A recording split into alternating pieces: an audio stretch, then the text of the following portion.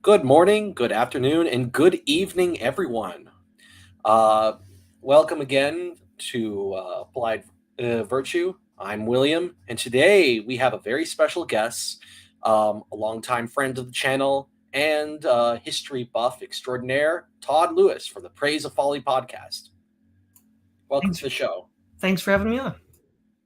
Oh, well, today um, it's my pleasure to be talking about something that is sort of a recent discovery on Todd's channel. It's a hidden gem that sort of gets sort of got overlooked. Like it's a historical author, a historian by the name of Anthony Sutton, who seems to have been. I think the term is memory hold, if I'm not mistaken.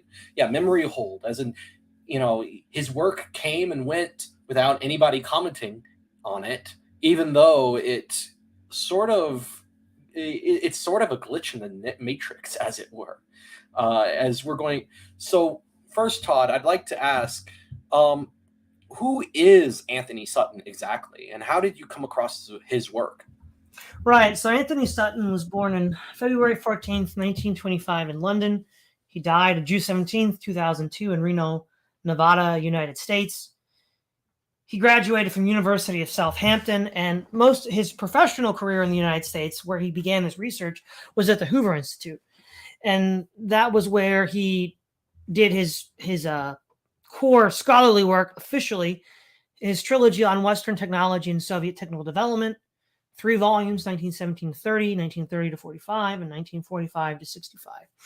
The basic question that he was trying to address was, could communism, and so, in this case the Soviet Union, could it stand on its own 2 feet? Or was it being propped up by Western financial aid and Western technical transfers? So this is something that had not yet happened because they were published in 68, 71, and 73, respectively. But, well, actually, in 72, there was the Great Grain Heist where Nixon, during the height of the Vietnam War, and we all knew the Soviets were supporting Ho Chi Minh, was shipping through Haiphong Harbor, had the World Bank and IMF orchestrate generous loans for the Soviets to buy grain from the United States and Canada. They were on the verge of famine. Well, that's a really strange thing to do if they're propping up the nation you're fighting in Vietnam. And then ball bearings were sold to the Soviet Union in the so like I think 75 onward, which allowed them to build guidance systems for their MIRVs. MIRV is a multiple entry. It's a vehicle within the nose of the nuclear missile that breaks up into independent warheads that are self-directed. And these ball bearings were necessary for the guidance systems. And they were given by Western manufacturing firms. That's found in The Best Enemies Money Can Buy, which was published in 1986. And so Sutton, his ideological background is he's not quite a libertarian, but he's one of those, better business bureau conservatives. The lowercase c conservative, more of an isolationist who wanted to have, real free markets. So in that regard, he does have certain sympathies with the libertarian movement. But again, I wouldn't call him a libertarian. Not in like the Misesian sense. He's not an anarchist or anything. But his research on this, specifically with the Western technical transfers, was how he got started. Now, eventually, he was basically told to drop it, and he didn't drop it. So he just kind of left and published on his own because he thought this was an important issue to confront the world with at the time, because we were in the grips of the Cold War. And the Soviets had lots of nuclear missiles pointed at the United States and vice versa. And he's like, if we're actually propping this faction up, one, embargoes and ceasing, trading in these strategic materials would bring down the Soviet Empire. And then that was an idea picked up by Richard Pipes in Survival is Not Enough, published also in the 80s. And so Richard Pipes has this to say, and this is from Survival is Not Enough. And by the way, Richard Pipes was the advisor to Ronald Reagan on the Soviet Union. So that's important. Sutton comes to conclusions that are uncomfortable for many businessmen and economists. For this reason, his work tends to either be dismissed out of hand as extreme or more often simply ignored. Now you think, well, Pipes is a big fish, but there's even bigger ones. The biggest fish to actually give a 2 thumbs up to Sutton's research is Zbigniew Brzezinski in his work Between Two Ages, America's Role in the Technotronic Age, 1970. For impressive evidence of Western participation in the early phase of Soviet economic growth, see Anthony C. Sutton's Western Technology and Soviet Economic Development, 1917 to 1930, which argues that the Soviet economic development for 1917 to 1930 was essentially dependent on Western technological aid, and that at least 95% of the industrial structure received this assistance. So, for all the naysayers that you'll find, Brzezinski was an advisor, I believe, to Carter, and then you have the advisor to Reagan. I mean, you don't get better receipts than this.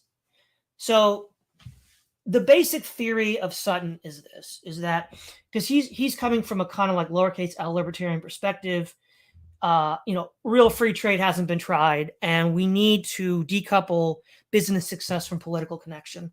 So he has this concept called for him, state control of the economy or state assistance in economic growth is socialism. So he views both the main Wall Street class as well as like the communists in Russia as co-belligerents in this struggle against what he considers free trade, and that the government is controlling the economy for their own benefit. He talks about Frederick C. Howe and the Confessions of Monopolists, 1906, where this guy talks about, well, as a regulator, you're just there to make sure that people can't compete against favored business interests. And he then uses that to argue that what they both have in common is this desire to have monopolistic control of the economy. They might differ on other issues. In fact, he argues they mostly differ on means to ends. I'm right now going through FDR, the Wall Street and FDR, and he has very interesting quotes, as we'll also see if you watch my videos on the Wall Street and the Bolshevik Revolution, of these guys saying, these leading industrialists, I think one of them was Warburg, saying that, yeah, we're totally on board with your socialism, guys. You're just going about it the wrong way. Too radical. Just slow it down, and, we can manage this together. So he argues, well, one, this could just be the profit motive.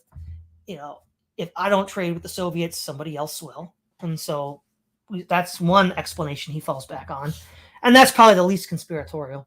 But then he also thinks that there's certain internationalist agendas that align, and that some within the communist sphere and some within the Western capitalist sphere are working together.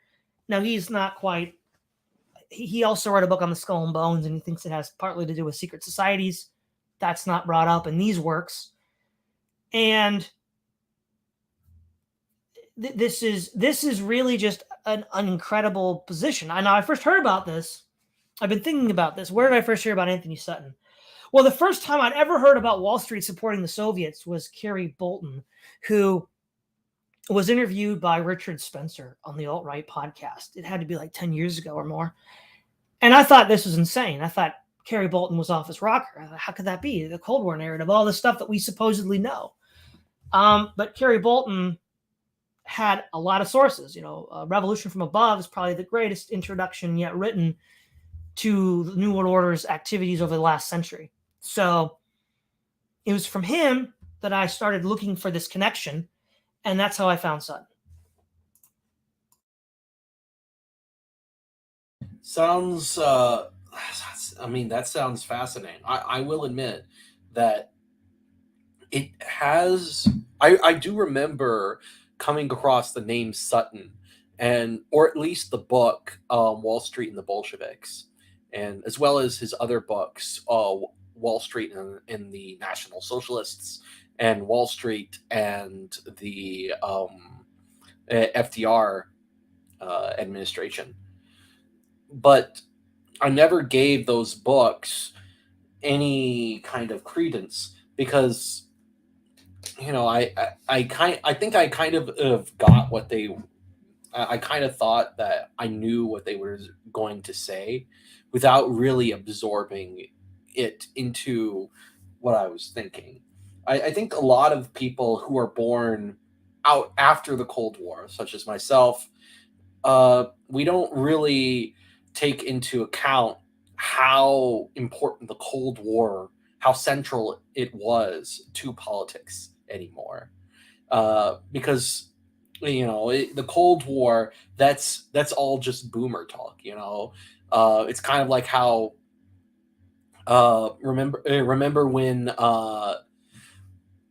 Obama and Mitt Romney were debating about foreign policy, and Obama criticized Mitt Romney's anti-Russia stance by saying, "Hey, Ron, hey, hey, Mitt, the 1980s called. They want their foreign policy back." Yeah. This kind of yeah. I mean, it's kind of ironic considering what happened just 4 years later, with how suddenly the entire left went full Cold Warrior. We have to go. We have to stop Russian subversion of America. Full John Bircher mode. Only it's the Russians are right wing terrorists instead of left wing ones. But yeah, I think what Obama was talking about was this sort of attitude that came out of sort of the millennial generation, I'd like to say. Um, the younger Gen X millennial generation, around that borderline, just people who had this attitude that the Cold War's over. There's no reason to really worry about anything of that. But I think that a lot of and in many ways, the Cold War still plays a huge role in how we think about American history and how we consider politics. So before we get into the implications of that, I'd like to ask you, how would you summarize Sutton's work in any kind of layman's terms? Right. So I think the brief summary is that the Soviet Union initially, and then also later on, communist China and other communist regimes like in Africa, the goal of Wall Street is to achieve what is called a captive market, a market in which they have no competition and exclusive control. Now, what's actually interesting is this is a kind of argument that the left used to make with Noam Chomsky as a prime example, that that's why the left, Wall Street supported far-right dictatorships. Like, they would say Hitler, which is very interesting, because where do we get the idea that Wall Street supported Hitler? It's not from the left. It actually comes in the first documented form I'm aware of Anthony Sutton. That was like in 1975. I don't know of anybody on the left who was saying that Wall Street supported Hitler. Really, I don't think anybody was saying that in 75, except people like Sutton very far on the margins. So it shows that the left is incredibly dishonest, because they'll use Sutton's research in order to, point the finger at the Bush family for supporting Hitler financially or whatever else, but then they'll ignore the far larger body of work proving that Wall Street supported the communists. And yeah, Wall Street wants a captive market, which is what the Soviet Union was. No competition was allowed. So, they don't want to take that argument itself comes from Sutton. So again, it's frustrating. Somehow there was a transfer of some of this information to the left, but not all of it. And I don't know what that bridge was. It's very strange. But they support these regimes that will allow them to maintain captive markets. The other thing is he cites at the end of the Wall Street and the Bolshevik Revolution an excerpt from the Overman Committee, which was a Senate hearing in 1919-1920 about the Russian Revolution and why the Bolsheviks succeeded. A man, I think by the name of Mr. Williams, gives a testimony and says, well, we wanted the Russian economy to not develop as rapidly as it otherwise would have. And of course, the regime that he's referring to is Kerensky's, which is essentially, I guess you could call social democracy or social democratic, but they supported the Bolsheviks. Certain elements supported the Bolsheviks because they were like, well, no, we don't want Russia to develop and catch up with the United States. They're a country as large as South America. We don't want that kind of competition. And so there's also this implicit, axing people so they can't develop. I think that's why the West supported Mao in part as well, because Mao's China, was completely retrograde economically. All the disasters there. was only until Deng Xiaoping, decided to open up to the international financial community that China finally started to develop. Now, Hmm. that's that's basically the summary. They want captive markets and they want the higher thugs to hold down other countries from developing. Right, right. So that's kind of that's sort of an interesting thing. You mentioned before in those live streams that you also think that there was a possible ideological motivation for this that has to do with the scientific society. Yes, yes. So Sutton sees that there is such a connection only by seeing how these people all rub shoulders together, but he doesn't really talk about what, say, Trotsky has in common with Wall Street bankers. Even though he was in the United States, when he was sailing to Russia, he got apprehended by the Canadian Coast Guard in 1917 and was let go, even though they knew he was an international terrorist. But he was told to be let go to Russia, who, remember, at the time was still fighting Germany as a U.S. ally.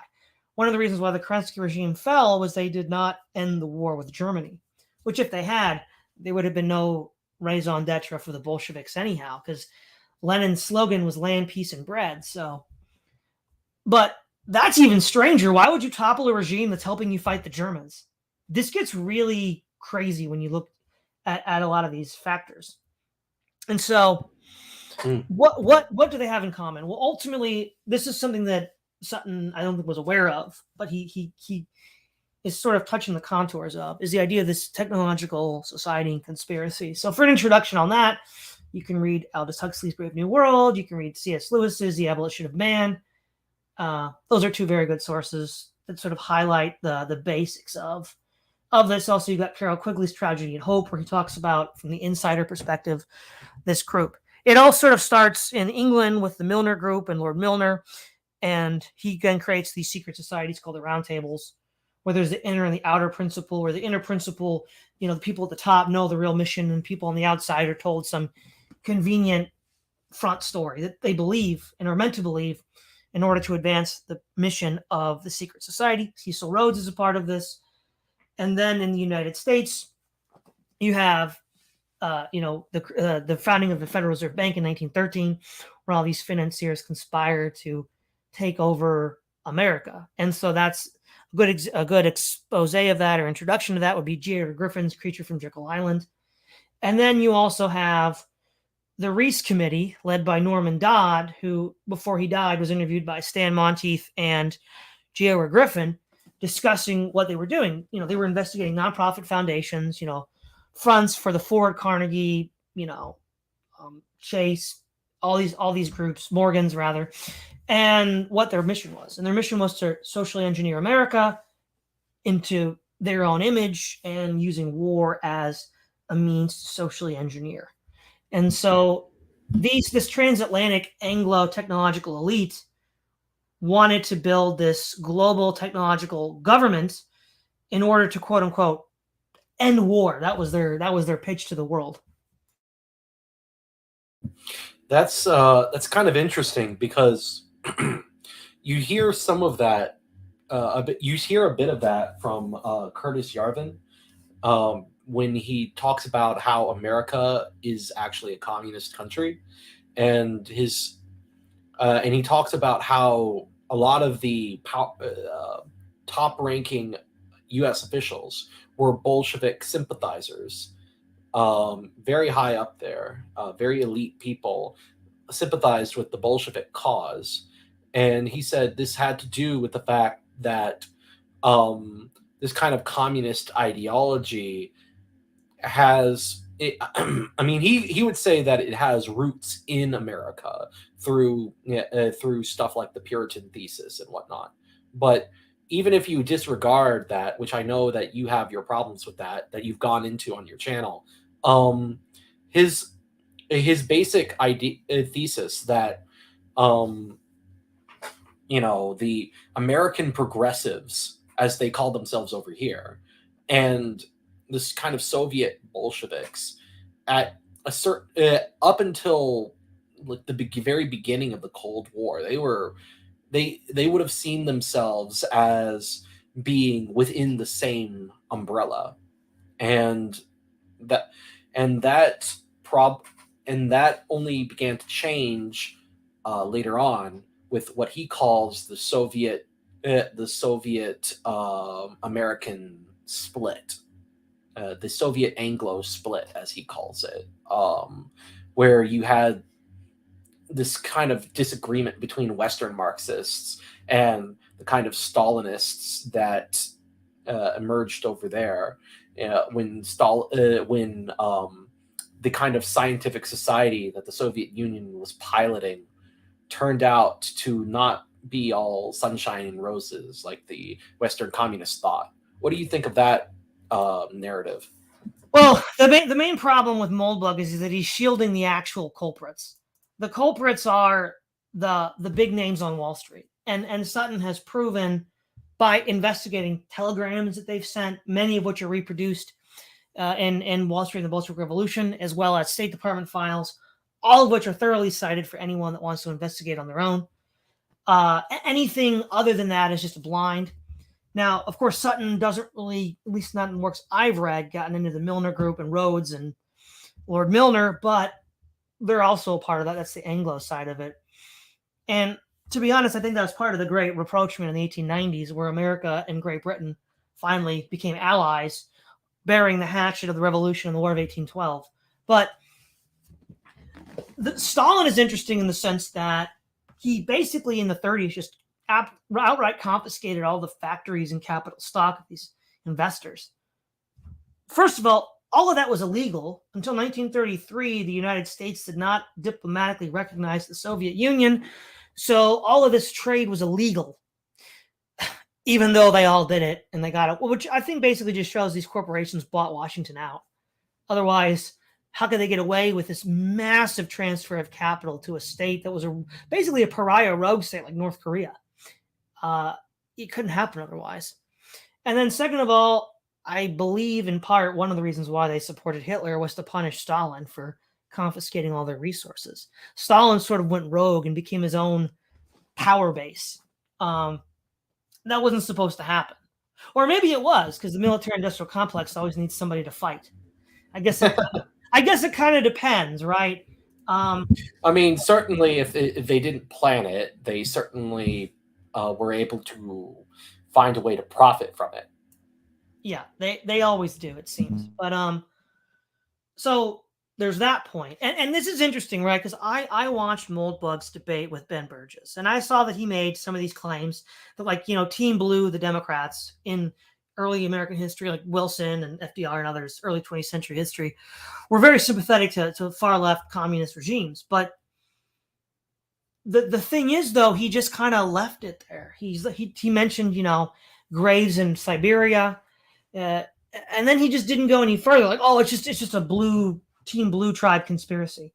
But like, okay, what motivates the conspiracy? He didn't say. Why this was happening? He didn't say. And of course, is Morgan, is Rockefeller, are they Democrats? And this sort of like blue narrative that Moldbug is spinning? Of course not. They're not that kind of person. He's sort of criticizing the blue liberals who work in the academy. Yeah, that's sort of the issue that I found with Curtis Yarvin. He has some moments where you can tell that he's found, because he's very well read and he knows where to find all kinds of obscure information. And so he's able to put that out there, but then he's not very systematic. That's probably one of the reasons why I feel like maybe as good as your series on him is, I feel like one of the shortcomings of it is trying to find the underlying logic of Curtis Yarvin's work, when really he's just spitballing most of the time. And I think you can tell that by the fact that he incorporates like poetry and like one-off like thoughts on different Twitter posts or something like that. Well, sure. So He's not a there may systematic. not No. actually there may not actually be an underlying connecting theory, but for the reason why I sort of keep that as like a something on the back burner of the oven, so to speak, is that it's sort of like a steel man. Because if you just attack Moldbug and run him down as being disorderly thinking, unintelligent, people are like, well, that's not fair. What have you steel manned him? Well, okay, I'm trying to as well. It's not easy. So, but Mm, that's yeah. the best I could make sense of. Mm, okay, fair enough. It's but going back to Sutton, um, did you come across any objections to Sutton's research and overall thesis? Huh. And if how would you defend Sutton's work against these objections? Right. So I don't know if it's in the playlist I created for Sutton, but I read through and I screen shared as well. And you can find these all in a Google Doc drive that I linked to in the video series. His three professional works, the ones that he did while he was working for the Hoover Institute, the Soviet Signal Transfer Trilogy, there were scholarly reviews on JSTOR of people who reviewed these books. There were a lot of reviews in the first book, and then fewer and fewer as the series was written. Nobody actually seriously questions Sutton's methodology. So uh, when it comes to acquiring information, synthesizing that information, gathering facts and data, there's generally three responses. One is this is groundbreaking. Everybody should read this. This is going to totally change our view of the 20th century. The other one is these are interesting accumulated facts. We don't think his interpretive model is sufficiently nuanced. So it's like, we're interested, but we're not fully convinced yet. And then there's like the small minority that just don't like him for purely ideological reasons. But even they can't really criticize his method. And then after those books get reviewed, it's just radio silence from like 76 on. And nobody talks about it anymore. Wow. I mean, why do you think that is? Oh, I think it's been suppressed by Wall Street interests. Sutton did interviews in the 80s and 90s, and you can find these online. He apparently was rather well connected. He makes reference to talking some of these hoi polloi, and he's always befuddled at the fact that they know what they're doing is in the long run self-destructive, arming the Soviets, giving them all this resources, but they just do it anyhow because it makes money. And even he's sort of befuddled at why they do what they do beyond a certain point because you think self-preservation would at some point kick in. And I believe that they actively suppressed his work. In fact, I think there's reason to believe that they leaned on the Hoover Institute to tell him, hey, look, stop doing it. Otherwise, you don't get to teach here anymore. Right. Okay. That's is there anything that you've seen that leads you to believe that they did that, or is it just a theory that you have? Part of it is some anecdotal statements of Sutton himself in interviews where he basically is asked, point blank, why did you leave the Hoover Institute? He's clearly not telling you everything that happened, but he's basically saying that he was just told to change what he was doing or to leave. Right. Okay. Yeah, that is usually how that happens, right? Now, Yeah. the other thing to add here is as further proof that this is going on from a totally separate angle. We have early 20th century revisionist historian Harry Elmer Barnes, and then also Charles Austin Beard, who in the first half of the 20th century was America's leading historian, one of the leading historians. He was a founding member of the American Historical Association. And in 1946, in the annual report of the Rockefeller Institute, they instituted a program to have basically corporate funded history in order to prevent a debunking of World War II in the same way that journalists had debunked World War I. And that is the broader uh, modus operandi of Wall Street. That's the smoking gun. And actually, in his pamphlet, The Historical Blackout, Harry L. Barnes describes this. He writes, he quotes Charles Austin Beard, who said that this is basically just, government propaganda masquerading as, or corporate propaganda masquerading as history, and that we're gonna lose access to real history. Sutton, I think, was just another victim of that broader attack that was this corporate historical conspiracy, which we have proof of and was written about in the 40s and 50s. Oh, okay. I see. I think that does make sense. Um, Furthermore, so, to that mhm. point, this is anecdotal, but the libertarian Calvinist Gary North, he was affiliated with the Mises Institute. He had there was a video lecture that he gave that I watched where he said that he had met a student of the late great Charles Tansel, who wrote Backdoor to War, demonstrating how FDR provoked Japan to attack Pearl Harbor in order to get the United States into World War II. And this student of Tansel was told that because of the blackout, he should just become a librarian because he'd never be able to teach real history. Yeah, I mean, as an anecdote, I was, when I was in, I don't know if it was because of my political views, but as a student, I was actually told that ought not become a history professor because the market is apparently oversaturated or something like that. That's what I Well, was told. that's a different problem. But the real problem is the blackout. There's this is what's so ridiculous about the modern left is they're always like, oh, corporate control of X means it's bad because the corporation's just going to pay for propaganda. Whereas their entire understanding of the 20th century after 1946 is basically the result of a conspiracy to write corporate history by Rockefeller. And it's like That's they just don't even see it. It's amazing. so tell me, what are the how would you respond? How would you defend Sutton's? Because going back to the objections from earlier, how would you respond to the people who say that Sutton's interpretation of the data is bad, or that Sutton uh, can't really be right because of why would the Soviet Union be against? Why would the Soviet Union accept capitalist money? Aren't capitalists and communists supposed to be at odds with one another? Right. Well, I think ultimately the Cold War has proven Sutton right that the Soviet Union was the weaker of the two parties and was in some sense dependent on the West, not vice versa. And so, the claim that he made that a lot of academics bristled at was the Soviets could not innovate.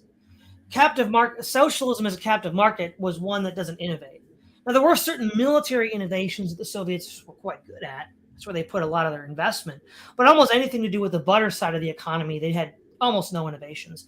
And he's documenting right up until the 80s that they're just getting like Soviet copies of Western goods within like a few years of transferring them or purchasing them. And I think that right, the end of the Cold War basically shows that he was right, broadly speaking, in his theory. Plus, we also have, if you go to like Marxist.org and look up Lenin speeches, you can see Lenin speaking to the, Soviet government that, yeah, we need to have Western concessions. We need to allow Western companies to come in and, develop to help industrialize Russia. He's literally trying to rally the communist cadre to accept this. Now Sutton doesn't cite any of Lenin's speeches directly, but you can look them up. And he does call for the need for this. One of the best examples is Vanderlip wanted a concession in Kamchatka, which in 1920 was occupied by Japan as a part of the Japanese Expeditionary Force. And Lenin said, sure, he can have it because Japan controls it right now and it's not ours to give. But, he was like, he was willing to do this in order to strengthen Russia. So, Gotcha. All right.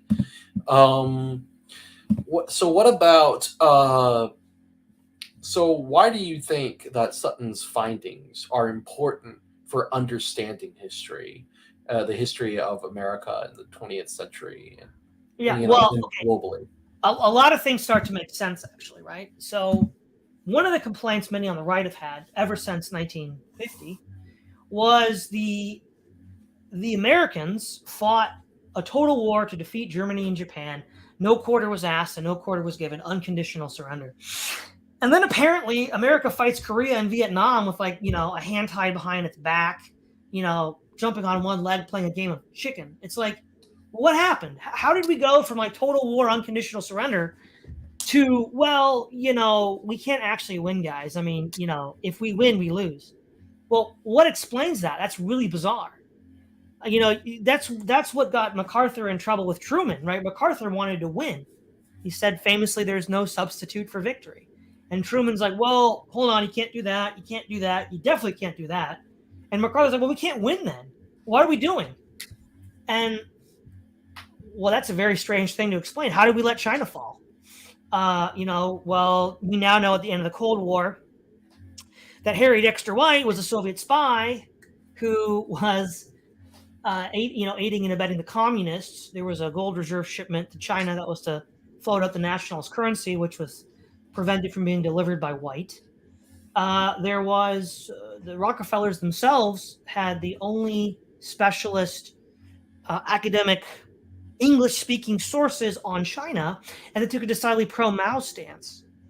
And so all the advice the FDR administration was getting from these quote unquote experts on Asia were Rockefeller men who were shilling for communist China. And I'd imagine that the debacle that was the Vietnam War was also influenced by this. Yeah. And so the point is, you're not actually fighting to win. It's more like you're fighting, well, one, to make money. That's something that Chomsky pointed out too in the Vietnam War. You're fighting to. What's interesting, Baudrillard seems to think that the Vietnam War was meant to destroy traditional Vietnamese society, and that the U.S. and the North Vietnamese were in some sense working for a common purpose to completely lay waste to Indochina, so that there would be no traditional society to resist, the modern simulation. And so that's also a possibility too. Oh, well, okay. Part of this really reminds me of an essay that I read once on the Journal of Neo-Absolutism. And the author, Chris Bond, he was citing Steve Cole's Ghost Wars: The Secret History of the CIA, Afghanistan, and Bin Laden from the Soviet invasion to September 10th, 2001.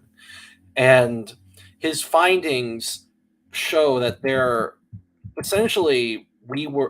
we have been, so America and its allies were funding terrorists, and not just with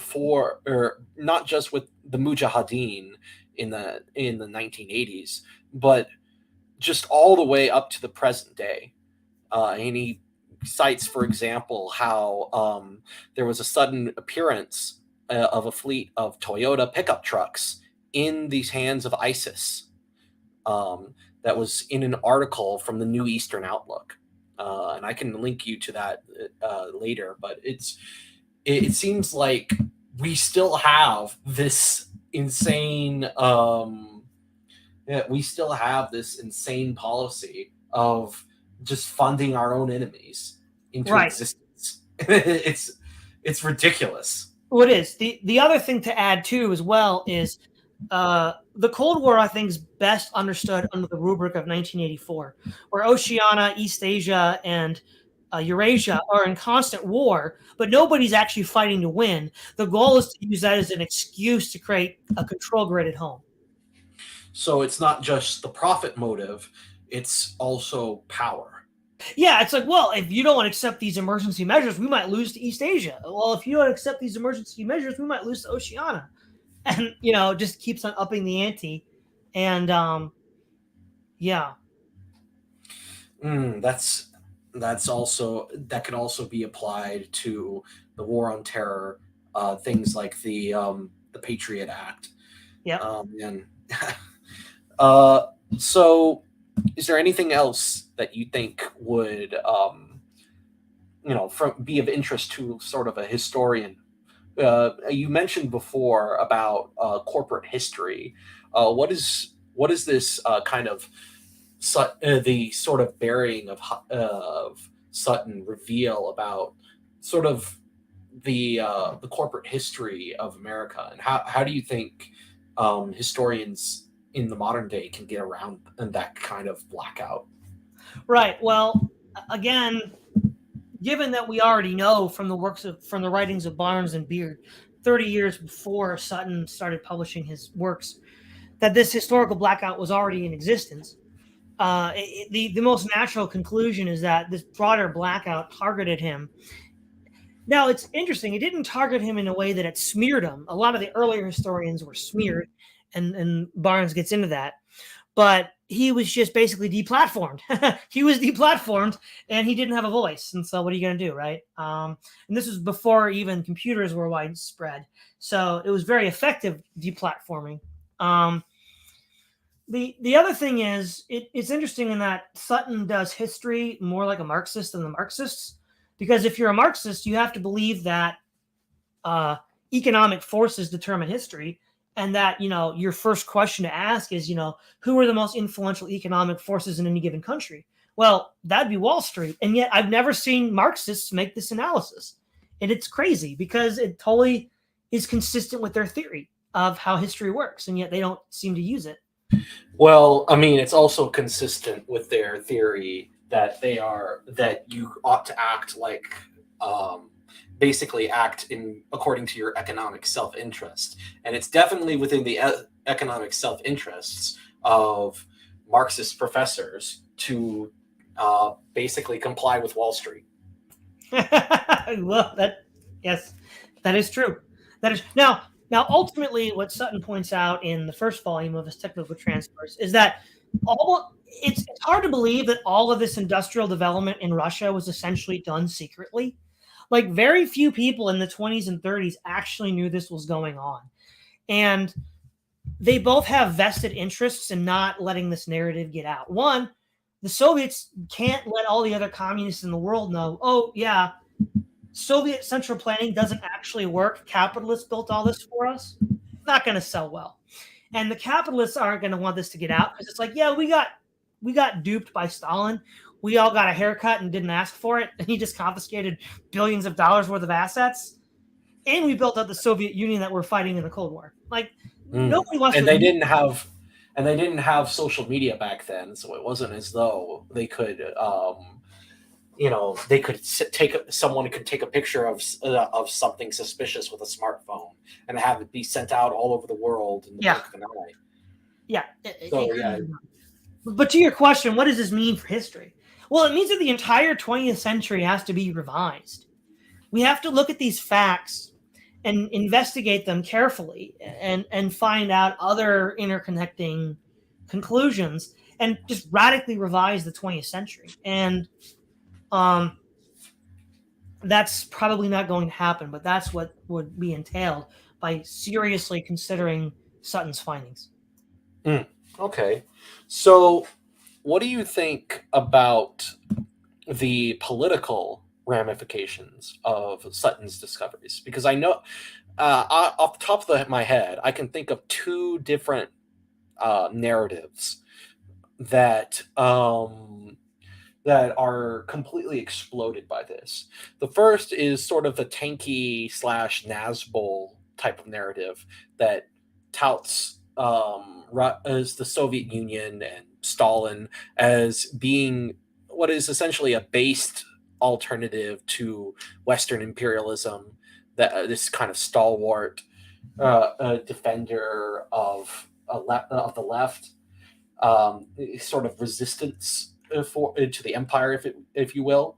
I mean, even someone like Nick Fuentes, who you might not even who you think is the last person who would be on board with this, talked about how it talked about in an interview about how Stalin was a based nationalist leader who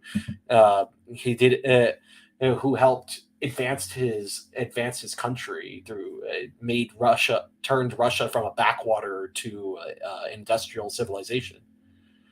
Yeah, And that's that's ridiculous. yeah, that's ridiculous. And Sutton's work clearly shows this is ridiculous. That the technological transfers in particular were quite striking. I remember looking at from your video that all these blueprints for different machines and inventions were being sent to the Soviet Union, and so that they could develop their technological base. It's quite stunning, actually, and it does explain a lot. With considering the whole deal about how libertarians have been saying for decades, so communists can't innovate, socialism can't innovate, and look here, it's just uh, example.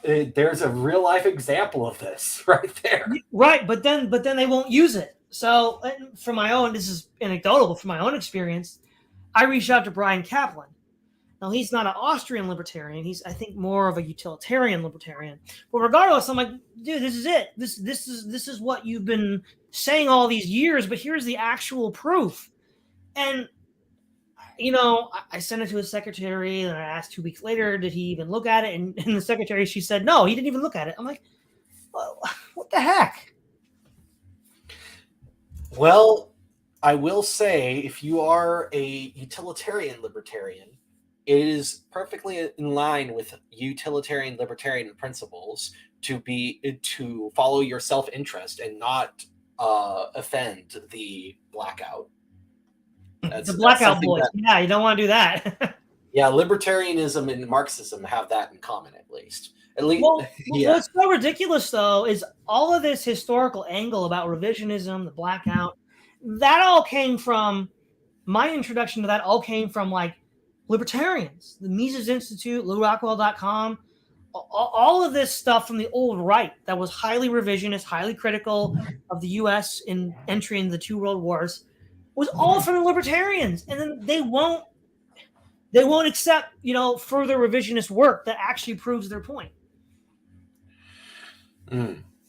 Well, now the other group, the other narrative that off the top of my head, I know that this work explodes is sort of the opposite angle, the sort of Cold War or warrior conservative type, who was talking about how we need to spend more money to fuel the military so that we can fight against the Soviets, how the Soviets were an existential threat to American supremacy, and so on. Um, it's kind of hard to take that seriously when we're the ones funding the Soviets this whole time. Yeah, it's really hard to take that seriously.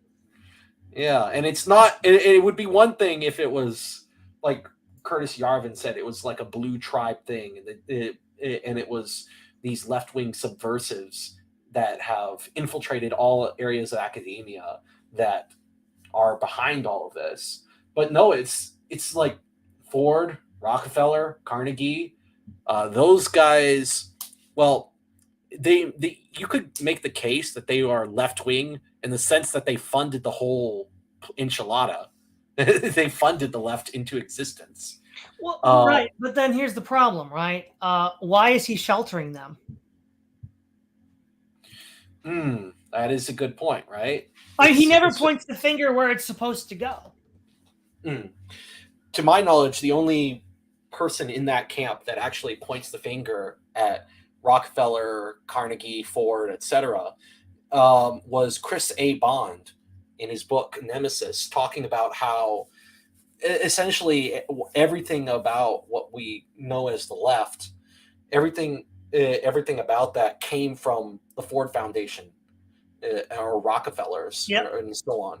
These different foundations, and in fact, Yes. Yes. in one of his chapters on foreign policy, he talked about how the Cold War ended when, for some bizarre reason that he could not figure out, the Soviet Union allowed all of these human rights foundations into Iron Curtain countries, and these human rights foundations then proceed, which were all Ford funded Rockefeller funded, etc. Once these foundations got a foothold in these communist countries, they proceeded to basically fund insurgency within those countries and overthrow the communist governments within them. Here's And I something. remember reading that in there and thinking, well, surely the Soviets weren't so stupid as to not see that this was an obvious ruse by like Western powers to overthrow their own governments. I mean, they would have caught on eventually, right?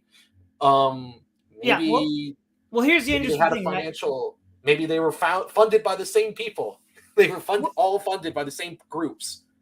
Okay, here's what's interesting, right? The last time I had an interview with Caleb Maupin, it was again discussing his book "Bread Tube Serves Imperialism." He pointed out with some inside baseball that at the end of the Soviet Union, they were basically two parties that were developing. A sort of liberal internationalist, westward-looking party, and a more conservative party that was actually becoming more Russian nationalist and orthodox. Because at this point, state atheism was basically a dead letter. So maybe people like Gorbachev were a part of this global international elite that Sutton's talking about, and they wanted to prevent or delay a resurgence of Russian nationalism and a more conservative backlash. So they let them come in to because they still reigned in charge. I mean, Boris Yeltsin was one of these guys. That's actually a very interesting theory. We're going to have to take a look into the sort of historical record and see if there was any connection between these foundations. And the things I'd like to look into are whether these foundations had any connection to the Soviet Union, either through the Ford Foundation or whatever, and just like how much these organizations kept up the funding up until the end of this Cold War. Like, you mentioned before that Sutton talked to these people, and they were still doing it. Yeah. So it's not, in my mind, it might not be I don't think it's a stretch to say that these people continued funding the Soviet Union while also funding human rights organizations that were designed to bring about the downfall of communism in the Soviet bloc states. Well, you watched my reading of Wall Street and the Bolshevik Revolution. He mentions that these Wall Streeters were funding at home anti-communist movements, but abroad funding Lenin. Right. So, yeah, I kind of liked the part where he just says that these are flat out evil people in just the most academic way possible. Oh yeah, these people are very. The fact that they're doing this shows that they are absolutely horrible human beings. In just that kind of matter-of-fact tone.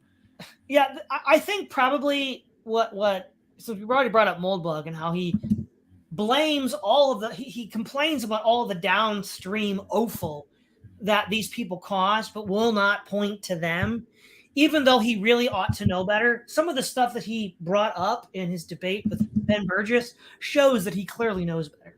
He's clearly familiar with the writings of the old right and historical revisionism. He makes references. I'm sorry, you cut out. You cut out for a moment. What he brings out? What? He brings up his revisionist historians from the old right that the libertarians popularized like back in the 80s and 90s. Because he's brought them up on UR, he's brought them up in his debate with Ben Burgess, so he clearly knows better. He should be close enough to see what's going on. But I think one of the reasons why he won't point the finger is in Reason magazine, Reason.com, Brian Dougherty wrote, "Wait, wasn't Peter Thiel a libertarian?" August-September 2020 issue, and he seems to have found evidence that Moldbug is closely connected to Peter Thiel, as is who was the other guy? The guy that was with Ye and Nick Fuentes. Who was that third guy? Oh gosh, Ye, Nick, Milo Yiannopoulos. Yes, yeah, Milo and Yarvin seem to have close connections with Peter Thiel. And if that's the case, and Brian did his investigative research correctly, then that's why he won't point the finger. Hmm. Well, yeah, that is a little disappointing. So, would you say that there are, given all these connections, would you say that there are plenty of like right wing narratives that are, so more dissident right narratives that are debunked by Sutton's Well, research and the I mean, implications? we have the perennial Wall Street Hitler connection. I haven't got to that part of the series yet. That'll be the final Wall Street book I read. But how does that work? um, and in some of the interviews you can find online, Sutton talks about how certain factories that the Nazis were using to produce war material were actually ordered not to be bombed because certain corporate interests wanted to use them after the war. Mm, all So right. that's interesting. Now, it is true that just because Wall Street paid for you doesn't mean you won't go rogue. I mean, Stalin went rogue. You could say Osama bin Laden went rogue. That's always a risk. And you could argue that Hitler went rogue too. But still, though, that's an uncomfortable connection for the far right. I'd also like to, yeah, and I'd also like to mention that just because it's become apparent to me now that just because Wall Street funds you doesn't mean Wall Street is exactly your friend. That too. Just, I mean, they're always free to rob you blind, even while you're paying for them to do whatever. Yes, yes, and there was a time when like libertarians were more based on this point. Like even Murray Rothbard, he doesn't mention Sutton by name as far as I know, though he did write a lot in the Rothbard Rockwell Report, which I haven't read. But he wrote a book, about a 100-page book called Wall Street, Banks, and American Foreign Policy. Talks about the CFR, the Council on Foreign Relations. This was in the 80s. He published this. So it's not like there isn't an actual precedent for this, but they just don't talk about it anymore. Um, I think there's all, yeah. Are there any other like modern day political narratives that you think could be should be revised in light of Yeah, Sutton's research? I think what Sutton has showed us in discussing the Soviet Union and how so there's a concept of counterinsurgency that's called the counter gang. The term this tactic predates the term, but in Kenya in the 50s to crush the Mau Mau, Frank Kitson created counter gangs where he basically funded other quote black separatist nationalist movements in order to compete with the Mau Mau for support and then fight them, even though they were actually controlled by the British. Now, that seems exactly what happened with the Bolsheviks 30 years earlier. They didn't use that name, but it's the same tactic. I think the modern left, from like 1870 to 1930 to FDR, was considered a serious threat to capital. And so capital created counter gangs, domestic left movements that were controlled opposition. And so certainly from the 60s onward, all of this infusion of social issues is completely irrelevant to any struggle against capitalism.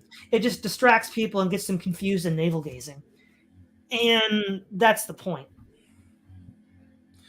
All right, that does seem to fall in line nicely with a lot of the ideas that that people on the dissident right talk about.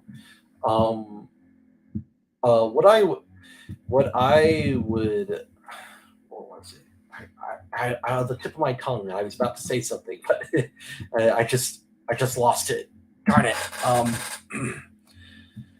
I do think though that uh, oh yeah, okay. So I think it might be useful to sort of speculate why it is that a lot of these groups that you think would be um, more in line with this kind of conspiratorial thinking, where you're looking for the hidden connections. Why some of these groups won't talk about Sutton, and Well, if I here had we to, go. Here we go. a third narrative that blows up is the Oh, cool. libertarian narrative, because Mhm. capitalism is not fundamentally opposed to socialism. That is something. I know that The- that's another narrative that gets blown up. And if you're a libertarian and you actually get to Sutton and, like, all of these captains of industry that you were taught to worship as entrepreneurs were, like, giving buttloads of cash to the communists, you're gonna have a short circuit. that might explain some things too. And I was actually going to get to how a lot of these groups that you think would be inclined towards this kind of conspiratorial thinking, like libertarians or dissident right people, um, a lot of these people, there's this, in my speculation, this is just my speculation, but what I've seen is that there are a lot of these people who, whenever they find stuff like this, like, you know, find someone who says, "Oh, Adolf Hitler, he was funded by the Wall Street people. He's a stooge. He's a tool of the Rothschilds or something." That's something that I see surprisingly often. That Adolf Hitler was a tool of the Rothschilds. Um, that uh, that often gets dismissed by a lot of people as just like you all you're doing is supporting the liberal establishment by discrediting opposition to it, right? That's something I often hear, that if you discredit any of these like resistance movements, or as you put them, counter gangs, then what you're actually doing is supporting the regime. Right. And a lot of these counter gangs are okay. So why are these counter gangs created? With basically false identities on the right and on the left that are not in alignment with the true facts of history. So people fight over meaningless, false beliefs that distract them from the actual true events that are occurring. It's to create what I call, well, it's a geopolitical term. It's called frozen conflict. A frozen conflict is defined as a conflict in which there's no formal peace treaty, in which violence could theoretically break out, but has not. Best known example is the Korean Peninsula. But you could also look at Transnistria and Moldova. You could look at Kashmir with Pakistan and India. And obviously, since the U.S. police force and, if needs be, the military will suppress any outbreak of violence, the culture war is one giant frozen conflict where people are fighting each other in a war they can't win because they're not allowed to win over issues that don't really matter. Sounds interesting. So what would you say to those people, you know, what would you say to those people who think that you're just trying to start things and discredit any kind of any kind of resistance to the current regime as just, well, it's just another funded opposition?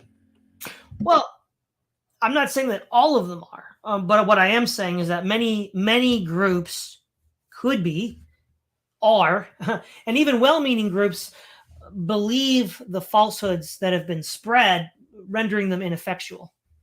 So, for example, if you, I'm not saying that all the libertarians are on the payroll of these guys, even though many do receive Coke money, even though it is plausibly likely that Yarvin is getting money from Teal. They believe that capitalism is fundamentally oppositional to communism. They believe that these market forces, if we just could get rid of, the state or monopolies or whatever, then we'd have real free markets, whatever real free markets are. But they still believe in the Cold War narrative. And what that does is that actually just makes their work ineffective because, again, as I pointed out in the 80s, Rothbard talked about Wall Street, talked about the CFR, the Trilateral Commission, all of these really interesting connections between the Rockefellers and policy. And he's like, yeah, that totally happens.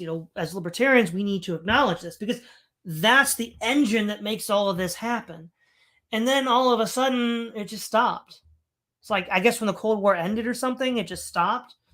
And you will not hear libertarians talk about this anymore. And it just makes them ineffectual because like, if you think that it's, like Yarvin, that it's just some, pink-haired lesbian professor at Yale that's the problem, she's not helping, obviously, then you're just wasting time. Because, like, where did she come from? Well, she's probably a DEI hire, and diversity, equity, and inclusion is a Carnegie Mellon initiative. What do you know? More corporate initiatives here. And then you have, I mean, where did lesbian studies come from? Well, go all the way back. I mean, obviously, Kinsey wasn't a lesbian, but it was Kinsey and his, fake corporate study on human sexuality and his torture of children, which is documented in Table 34 of Sexual Behavior in the Human Male. This is all corporate front. This is all the follow the money. All of this goes back to Rockefeller. All of this goes back to corporations. So yeah, you can say that the pink-haired lesbian professor at Yale is a problem. But here's the thing. How did she get here? Why is she even there? Well, because of the Rockefellers. Right. And there are articles here and there that I've seen that touch on this. Like, I think the best one I've seen is the billions of dollars that made things worse. And it was written by Heather McDonald. Heather McDonald in City Journal. Yeah, that's the name of it. And the gist of that article is that philanthropic foundations, run by groups like Carnegie and Ford and others, they're now promoting this kind of widespread quote unquote reform of society. All these groups that like the gays, the kind of civil rights stuff. All of this stuff is being funded by these groups and promoting these ideologies that are just toxic. I mean, people talk about critical race theory, right?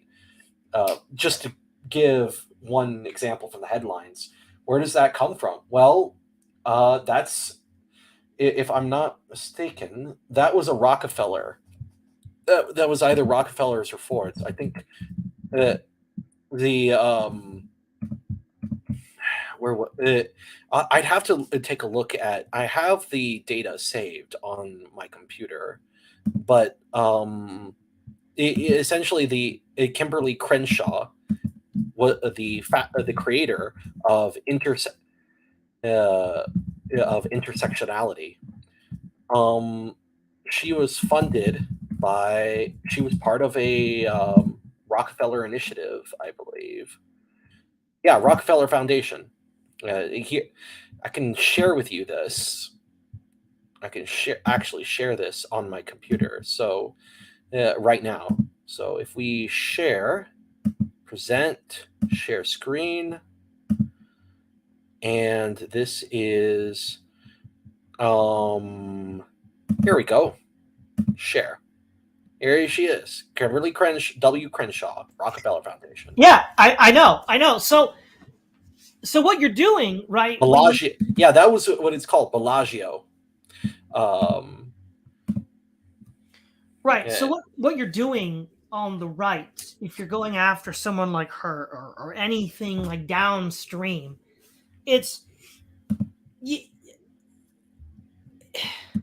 you're not stopping the problem. I mean, this woman is a non-person, non-entity. What she only is influential and people listen to her because the Rockefellers prop her up, and the Rockefellers are the ones behind all of this.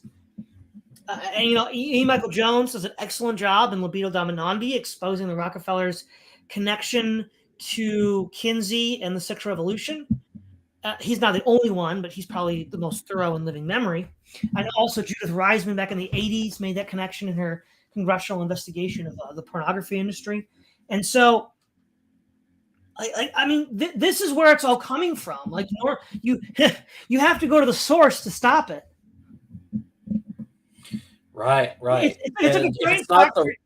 It's like a giant Yeah, and if factory is polluting all your water, and you complain about it, and all you do is, like, your little part of the river where your house is located, you just keep on putting decontaminants in the river rather than just blowing up the factory upstream that keeps polluting it. yeah, and if it's not the Rockefellers, it's the Fords, and if it's not them, it's the Carnegies, Or the Mellons, or or the Morgans, yeah. I mean, or George Soros for that matter. He's part of this club too.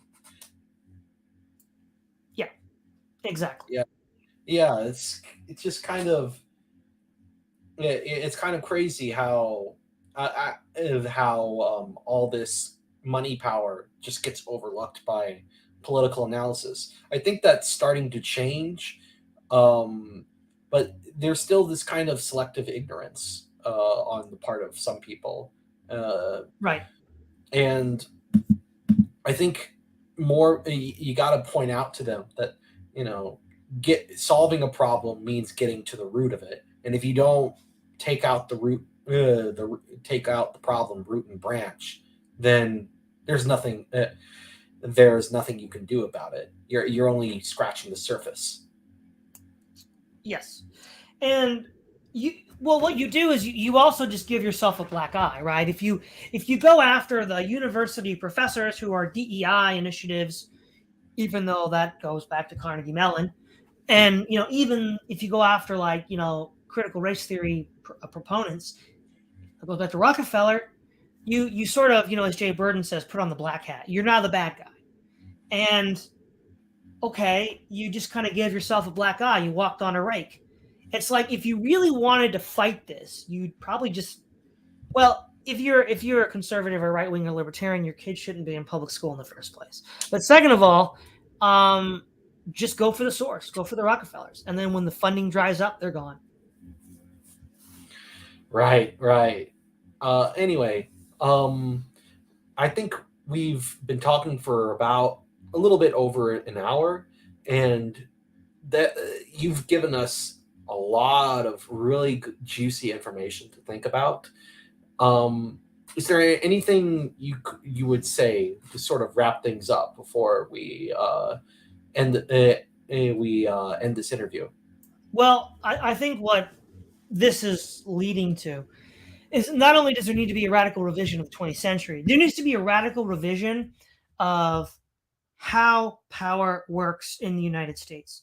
So one of the things that got Curtis Yarvin popular was he was talking about how power really works. Or many people on the dissident right, they'll point to, like, the Juvenile, look, this is how power really works. And it's a kind of statist reading of history where you have powerful states that use military might and police power to control people, and that's part of it, yes. But in the modern age, that is woefully inadequate. One, because nobody in these dissident right circles is pointing the finger at the people that have real power, Wall Street. I mean, if Wall Street can bring Lenin out of the muck and take over Russia, and bring Hitler to power, and back FDR, and do all of this stuff, and totally socially transform America with all of these initiatives that are considered far left, even though they all have corporate sources, like, we're going up against, like, uber wizards, and, like, we're just playing like checkers. We're going up against Uber wizards with checkers. That's what we're going to end this stream on. Because honestly, I couldn't put it better myself. Um, so I think that then I think how I'd put it is in the words of the Web M aristocrat, E. Michael Jones was right yet again. Surprising how much that happens. Anyway, this is I really did like coming back to the interviewing stuff, and I really liked having Todd on again. So, what are you planning on doing now that you're doing this series on your channel? Assume you're going to continue doing that. Right, yeah, I'm going to continue with the Wall Street trilogy. We have Wall Street and the Bolshevik Revolution, which I've finished. Wall Street and FDR, which would be about a third of the way through. Then we have Wall Street and the Rise of Hitler. And it's not technically a part of the Wall Street series, but I'm also going to read the best money enemies can buy, where he details a lot of the actual like Cold War stuff where we supported the communists. Gotcha. All right, that sounds pretty good, and I'm going to ask my audience to go and comment, and like and comment on all of his videos, and subscribe to his channel for more of his content. And I'm gonna let you go, but thank you for coming on, Todd. It was a pleasure. It's good to Thank be you for having back. me on. All right. This is William of Applied Virtue, signing off. Thank you, everyone, for watching.